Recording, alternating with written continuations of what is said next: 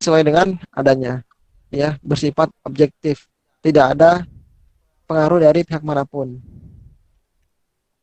Yang ketiga, ciri-ciri teks laporan observasi yang ketiga adalah ditulis berdasarkan fakta sesuai pengamatan yang dilakukan.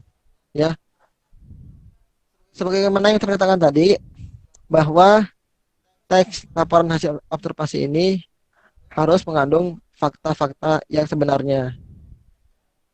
Kita tidak bisa mengadakan atau menambahkan pendapat-pendapat yang itu merupakan hasil pengamatan atau yang belum tentu kebenarannya.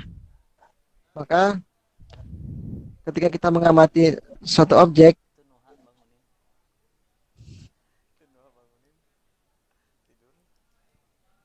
itu tengah tinggal tengah tinggal ya.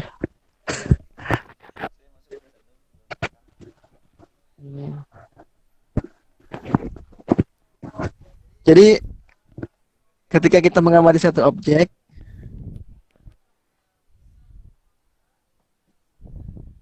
tengah tinggal ya.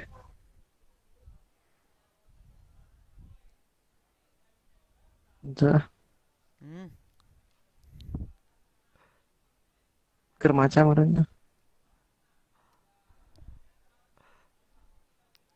Jadi mengandung fakta di sini ketika kita mengamati satu objek, ketika di objek itu ada informasi ABC, maka kita tulislah ABC. Jangan ditambah-tambahkan, jangan dikurang-kurangi. Tulislah dengan seadanya. Yang keempat adalah membahas objek dengan spesifik.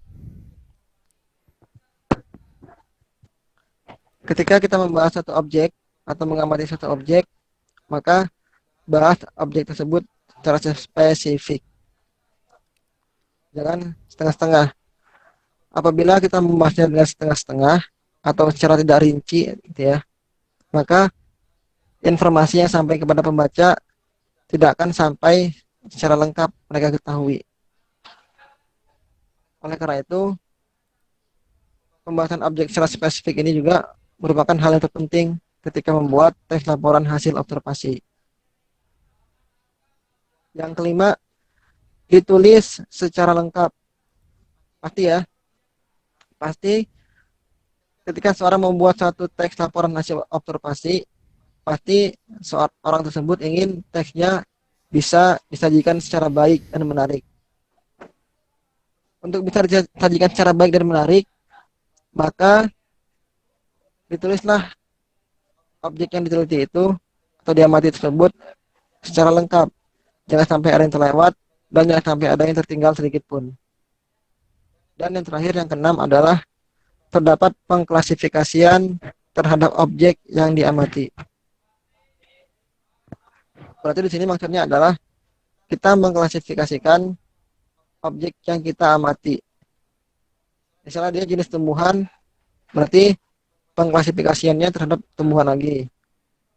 Misalnya objek yang kita amati adalah hewan, maka pengklasifikasiannya hewan dan begitu seterusnya. Oke, itu ya.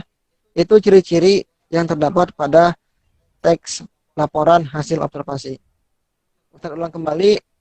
Yang pertama bersifat universal, yang kedua bersifat objektif, yang ketiga ditulis berdasarkan fakta sesuai pengamatan yang dilakukan, yang keempat membahas objek dengan spesifik, yang kelima ditulis secara lengkap, dan yang keenam terdapat pengklasifikasian terhadap objek yang diamati. Oke ya, seperti itu.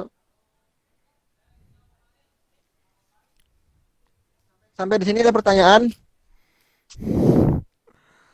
atau kalau mau ditulis dulu ditulis ya.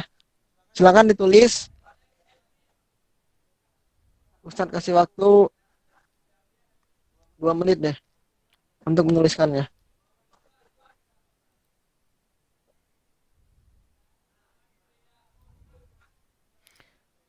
Karena ini nggak ada di buku ya, tentang ciri-cirinya ini tidak ada di buku. Jadi boleh ditulis. Untuk presentasi pakai apa? Oh, mereka punya ini semua ya? Ini semuanya. Maksudnya nggak? Oh iya.